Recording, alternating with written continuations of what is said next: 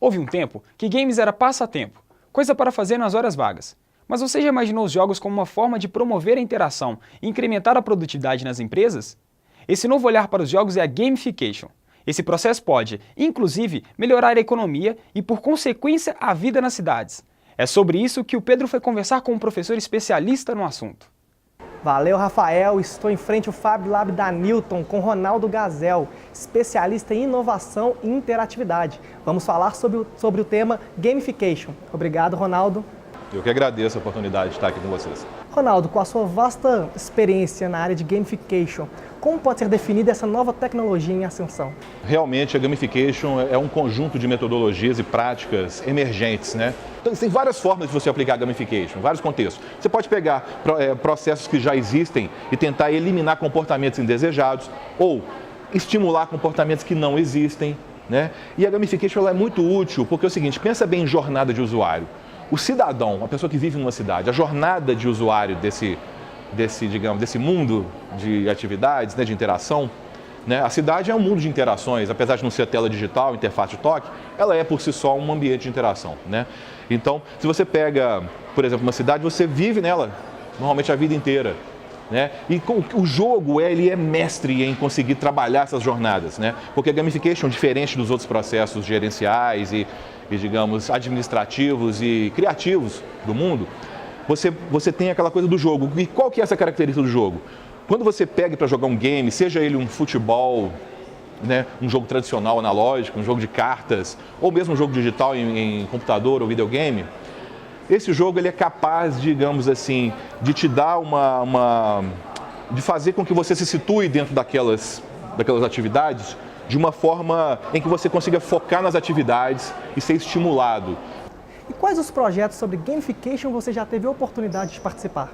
A partir de 2010, eu tive, digamos assim, uma mudança muito radical na minha vida. Eu passei a ser um empreendedor e abri minha primeira empresa de jogos digitais que se chamava Gas Games.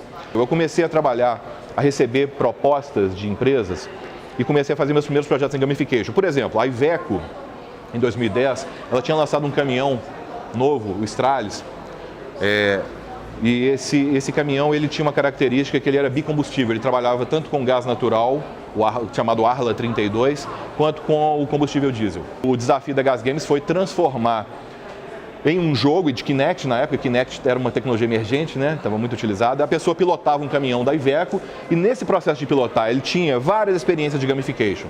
A primeira era coletar um certo número de moedas, né, que fazia parte do desafio e cada uma dessas moedas dava para ele uma dica de direção relativa àquele tipo de modelo.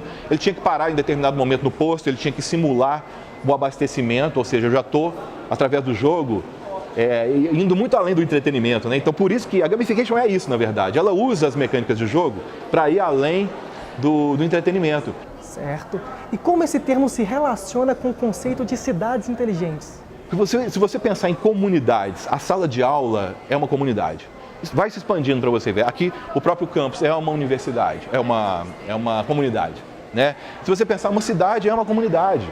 Então, se você consegue simular, né, ou emular as experiências de cocriação, porque eu acho que o mundo, eu estou falando de mundo vertical, eu estou propondo um mundo horizontal, em que a gente trabalhe se sensibilizando para outras realidades que até então a gente não se sensibiliza para elas. O cidadão poderia, por opção, entrar num processo de gamification em relação à cidade, ou seja, é uma horizontalização da atitude dele, porque até então a gente delegava, como eu falei, para os gestores tomarem conta da cidade, enquanto a gente vive na nossa casa e faz aquele tráfego casa-trabalho. E hoje em dia a gente sabe que isso não existe mais, já a sociedade está se horizontalizando nesse sentido. Qual que é o segredo dessa história? A gente só não pode esperar que seja um processo vertical, que o governo ou o prefeito, etc., crie um jogo e o cidadão simplesmente joguem.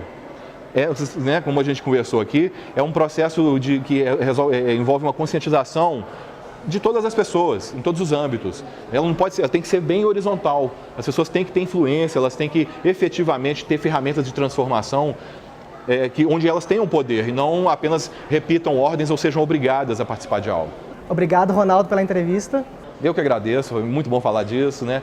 Vislumbro aí um mundo melhor para a gente, eu sou um otimista, eu acho que, como eu falei, os nossos pais, nossos avós, eles viviam no mundo vertical, mas a gente está na mão com tanta tecnologia, a gente está aprendendo a se organizar, a co-criar, então eu acredito muito nas cidades inteligentes que a gente vai viver e nossos filhos e netos vão poder aproveitar ainda mais isso que a gente está fazendo agora.